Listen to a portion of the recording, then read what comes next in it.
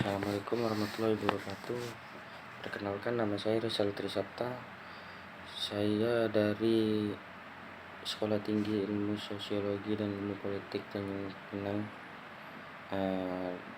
Saya kuliah jurusan Administrasi Publik. Saya akan menjelaskan tentang manajemen aset dan proyek. Sebelumnya, yang pertama ada aset.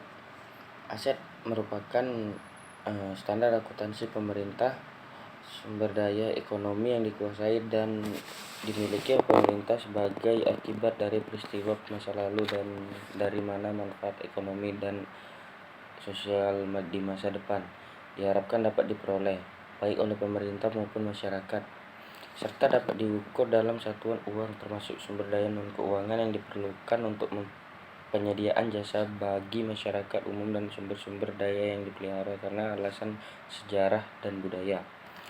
Selanjutnya, aset adalah barang yang dapat dimengerti oleh hukum, disebut benda, yang terdiri dari benda tidak bergerak dan benda bergerak, baik yang berwujud maupun yang tidak berwujud, yang tercangkup dalam aktivitas atau kekayaan atau harta kekayaan dari suatu instansi organisasi, badan usaha ataupun individu perorangan.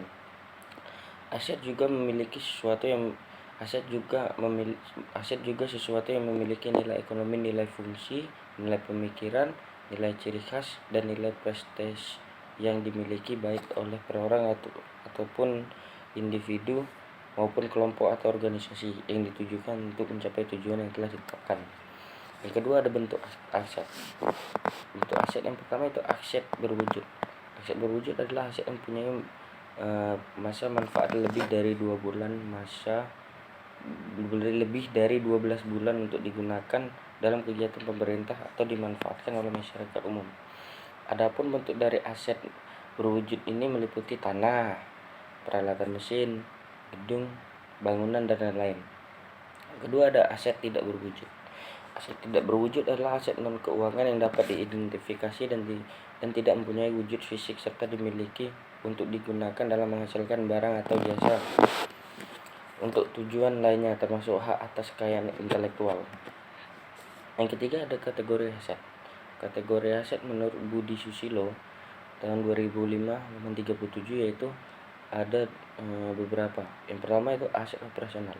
Aset operasional adalah yang dipergunakan dalam operasional perusahaan atau pemerintah yang dipakai secara berkelanjutan dan atau dipakai pada masa mendatang, dimiliki dan dikuasai atau diduduki oleh untuk dipakai operasional. Yang kedua ada aset non operasional.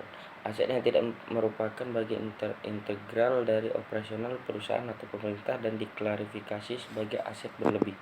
Aset berlebih merupakan aset non integral yang tidak dipakai untuk penggunaan secara berkelanjutan atau mempunyai potensi untuk digunakan di masa yang akan datang. Yang ketiga ada aset infrastruktur. Aset ini adalah aset yang melayani kepentingan publik yang tidak terkait biaya pengeluaran dari aset, ditentukan kontinuitas penggunaan aset bersangkutan seperti jalan raya, jembatan, dan sebagainya. Yang keempat ada community aset. Sebenarnya community aset ini memiliki pemerintah di mana penggunaan aset tersebut secara terus-menerus, umur ekonomi atau umur gunanya tidak ditetapkan dan terkait pengalihan yang terbatas. Contohnya seperti museum, kuburan, rumah ibadah, dan sebagainya. Demikian itu beberapa pengertian aset. Selanjutnya ada pengertian manajemen aset. Berikut dijelaskan mengenai pengertian manajemen aset berdasarkan beberapa pakar. Yang pertama, Prawoto mengemukakan bahwa manajemen aset adalah kombinasi dari manajemen keuangan, ekonomi, teknik mesin, dan praktek kerja yang diterapkan pada aset fisik dengan tujuan agar mampu menyediakan tingkat pelayanan prima dengan biaya yang paling efisien. Mendefinisikan manajemen aset sebagai selanjutnya dalam manajemen primer tahun 1999 mendefinisikan manajemen aset sebagai pemenuhan tingkat layanan yang diperlukan dengan cara yang paling hemat biaya melalui penciptaan, akuisisi, operasi, pemeliharaan, rehabilitas, dan penghapusan aset yang disediakan bagi pelanggan saat ini dan di masa yang akan datang. Sedangkan menurut Hastings tahun 2010, manajemen aset adalah serangkaian kegiatan yang terkait dengan mengidentifikasi apa saja yang dibutuhkan aset, mengidentifikasi kebutuhan dana, memperoleh aset, menyediakan sistem dukungan logistik dan pemeliharaan untuk aset, menghapus atau memperbaharui aset sehingga secara efektif dan efisien dapat memenuhi tujuan. Berbagai pengertian mengenai manajemen aset tersebut mengatakan bahwa manajemen aset merupakan suatu proses sistematis yang mempertahankan, mengupgrade dan mengoperasikan aset dengan cara yang paling hemat biaya melalui penciptaan, akuisisi, operasi, pemeliharaan, rehabilitas, dan penghapusan aset. Inti dari manajemen aset tersebut yaitu bahwa pengelolaan aset berkaitan dengan menerapkan penilaian teknik, keuangan, dan praktik manajemen yang baik untuk memutuskan apa yang dibutuhkan aset untuk memenuhi tujuan bisnis dan kemudian untuk memperoleh dan mempertahankan aset selama umur hidup aset tersebut sampai ke pembuangan. Selanjutnya ada tujuan manajemen aset. Nemer dalam proyek penelitian berjudul Asset Management Texas Style tahun 2007 berpendapat bahwa tujuan utama dari manajemen aset adalah untuk mengetahui proses pengambilan keputusan dan untuk mengalokasikan dana aset sebuah instansi sehingga pengembalian investasi terbaik diperoleh. Sedangkan menurut Hambali tahun 2010 ada 5 tujuan dari manajemen aset. Yang pertama yaitu kejelasan status kepemilikan aset.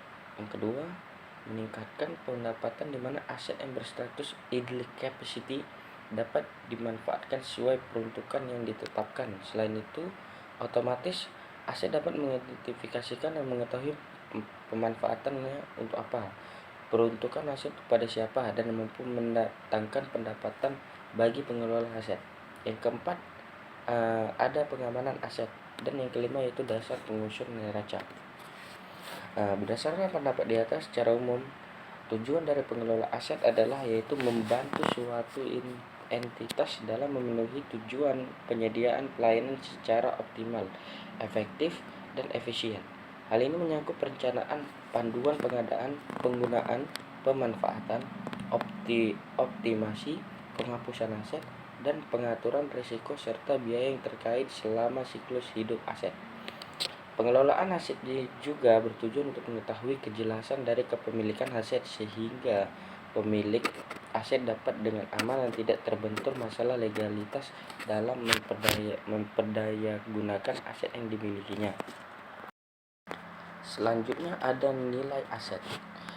Ada 5 nilai aset menurut Sutrisno pada tahun 2004. Yang pertama itu nilai manfaat. Nilai manfaat yaitu ukuran penilaian terhadap aset yang mempunyai manfaat dalam kehidupan sehari-hari, jangka menengah maupun jangka panjang. Yang kedua adalah nilai biaya. Nilai biaya yaitu nilai aset yang kedua, nilai biaya yaitu ukuran penilaian terhadap aset yang dihitung dari biaya yang dikeluarkan saat pengadaan aset atau dari biaya untuk pemanfaatan fungsinya, untuk pemeliharaan dan untuk penghapusannya dalam kurun waktu tertentu. Yang ketiga ada nilai pertukaran, yaitu ukuran penilaian terhadap aset mempunyai nilai tukar atau substitusi, mempunyai fungsi ganda yang terkait dengan fungsi waktu. Selanjutnya ada nilai jual. Nilai jual adalah ukuran penilaian terhadap aset yang mempunyai nilai jual seharga tertentu sehingga terus dari harga aset itu yang dikaitkan dengan fungsi waktu. Yang kelima ada nilai kepuasan. Ukuran penilaian terhadap aset yang bisa menimbulkan kepuasan atau penghargaan dari individu maupun kelompok, baik secara estetika, budaya, sosial, politik, sejarah maupun spiritual dan komersial. Selanjutnya, selain ada nilai-nilai aset, ada juga aset mempunyai 5 permasalahan aset. Yang pertama, aset berjumlah banyak dan tersebar secara geografis. Yang kedua, aset memiliki penanganan yang spesifikasi. Yang ketiga, aset memiliki nilai tertentu dikaitkan dengan posisi geografis. Yang keempat, aset memiliki masalah-masalah legal yang berbeda-beda. Yang kelima, pemanfaatan aset belum optimal sehingga kinerja aset masih rendah. Selanjutnya, proses pencatatan aset tidak sistematis dan terintegrasi. Selanjutnya, manajemen data masih manual. Permasalahan aset yang selanjutnya itu perencanaan pemanfaatan aset di mana yang akan datang belum optimal. Setelah permasalahan aset, ada fase siklus hidup aset. Berikut penjelasan dari fase-fase dalam siklus hidup aset yang dijelaskan oleh Haryono pada tahun 2007.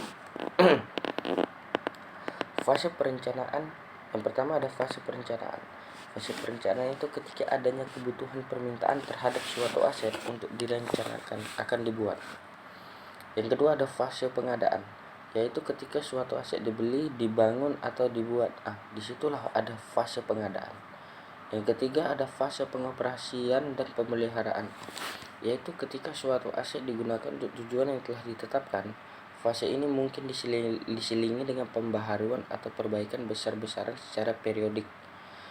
Penggantian atas aset yang rusak dalam periode penggunaan.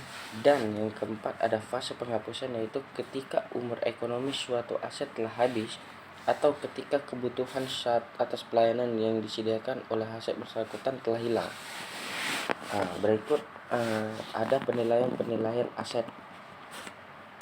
Penilaian aset dapat diartikan sebagai memberi nilai pada suatu aset dengan melakukan suatu pengukuran berdasarkan pada beberapa pendekatan penilaian dengan tujuan mengetahui harga aset tersebut. Secara tidak langsung, nilai aset berguna untuk mengetahui modal dasar milik negara dalam usaha privatisasi. Yang kedua, mengetahui nilai jaminan untuk memperoleh pinjaman.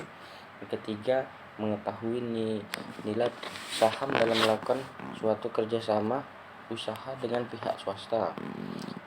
Yang keempat, memberikan informasi kemampuan nilai ekonomi properti di suatu daerah untuk mengundang investor. Yang kelima, mengetahui nilai aset untuk kepentingan tukar guling.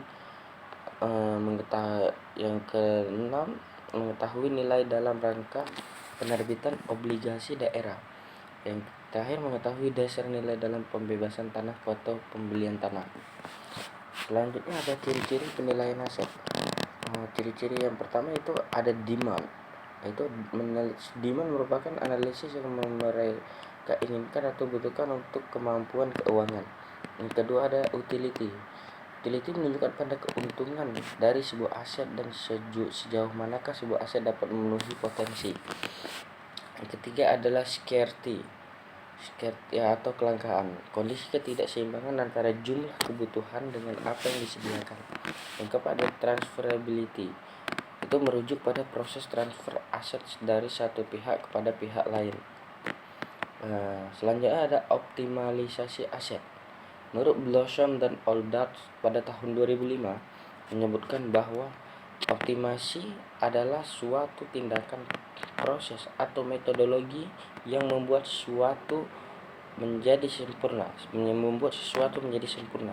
sefungsional atau seefektif mungkin. Sedangkan menurut Siregar pada tahun 2004 halaman 776 menyebutkan bahwa tujuan optimasi aset secara umum adalah sebagai berikut. Yang pertama, mengidentifikasi dan inventarisasi semua aset meliputi bentuk, ukuran, fisik, legal. Selanjutnya ada mengoptimalkan pemanfaatan aset, terciptanya suatu informasi dan administrasi. Demikian penjelasan saya mengenai manajemen aset dan proyek. Apabila ada kekurangan mohon dimaafkan. Sejauh itu hanya itu yang saya mengerti tentang manajemen aset dan proyek. Terima kasih. Assalamualaikum warahmatullahi wabarakatuh.